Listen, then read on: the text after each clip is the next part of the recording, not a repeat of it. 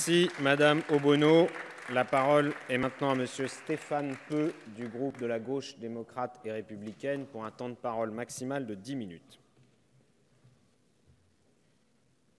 Monsieur le Président, Monsieur le Ministre, Monsieur le rapporteur, chers collègues, depuis les terribles attentats du 13 novembre 2015 à Paris et aux abords du Stade de France à Saint-Denis, ville d'où je suis élu, notre pays vit sous le régime de l'état d'urgence.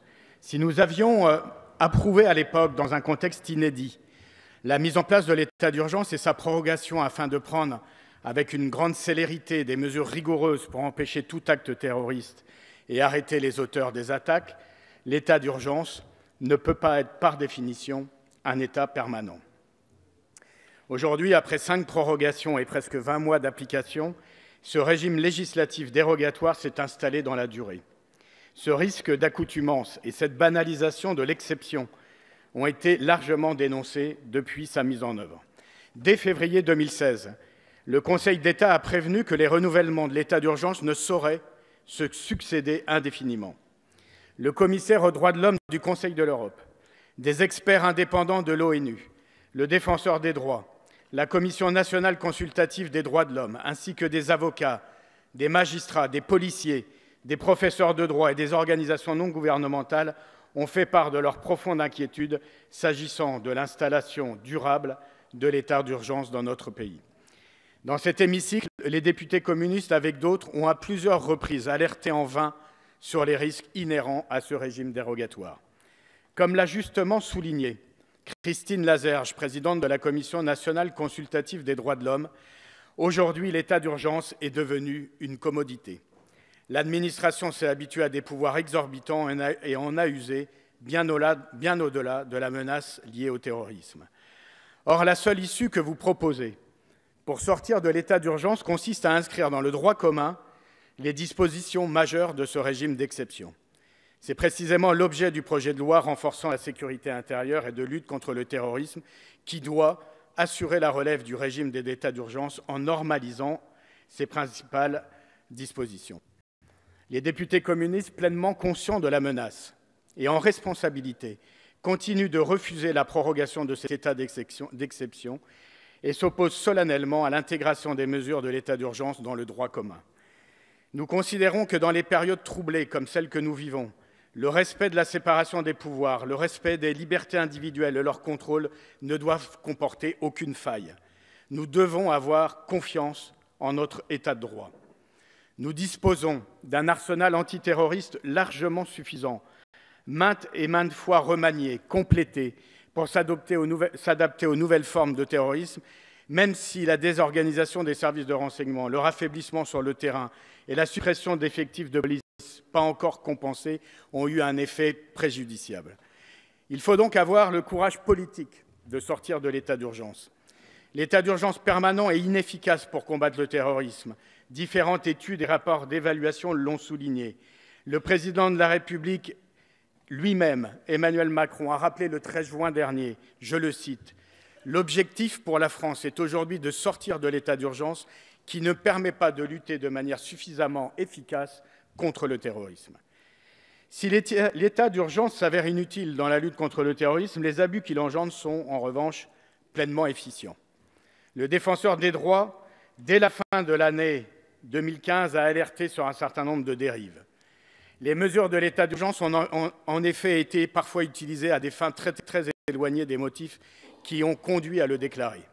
Dans son avis sur le suivi de l'état d'urgence, la CNCDH relève, selon les données du ministre de l'Intérieur, que sur les 3 289 perquisitions administratives recensées au 3 février 2016, seules 28 infractions en lien avec le terrorisme ont été constatées. Le risque d'une dérive liberticide, à la fois antidémocratique et antisociale, a été mis à jour en particulier lors des manifestations contre la loi Valls-El Khomri. C'est au nom de l'état d'urgence que des dizaines de militants engagés dans les défilés contre la réforme du Code du travail se sont vus notifier une interdiction de manifester.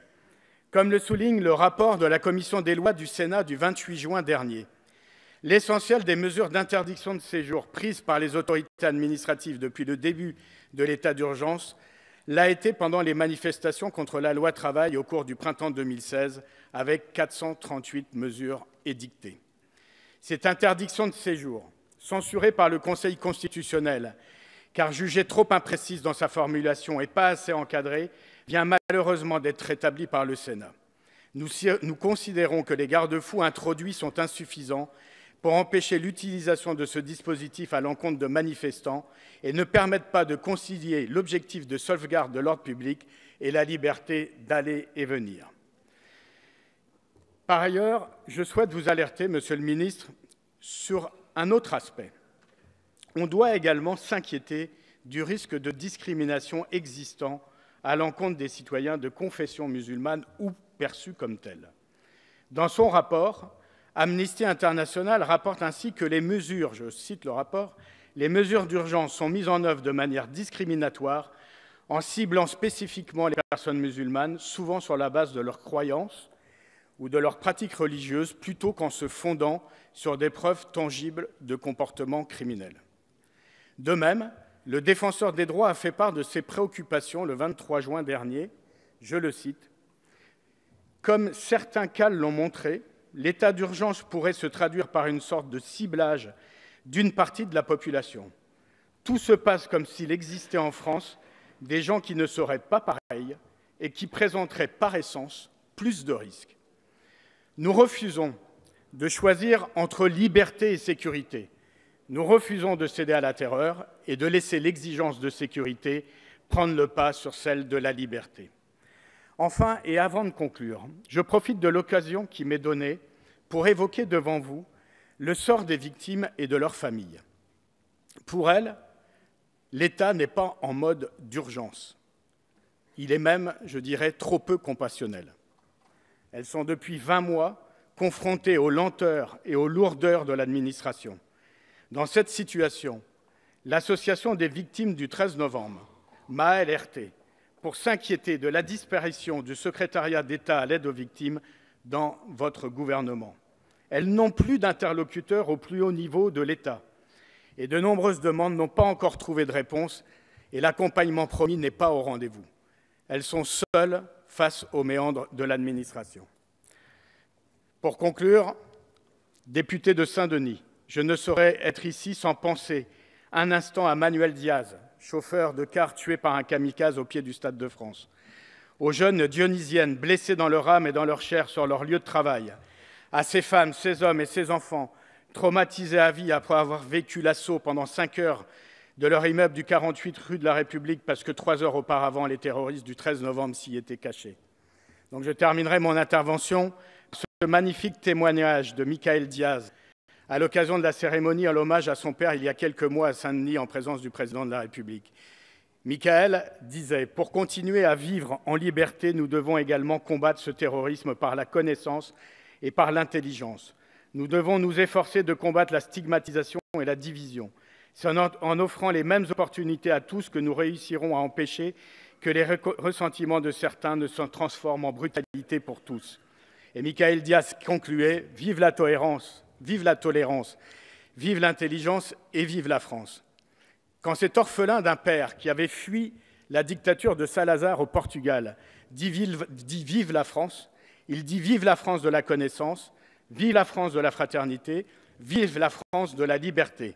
C'est avec cette conviction que nous faisons nôtre que les députés communistes voteront contre la prorogation de l'état d'urgence. Merci, Monsieur Peu.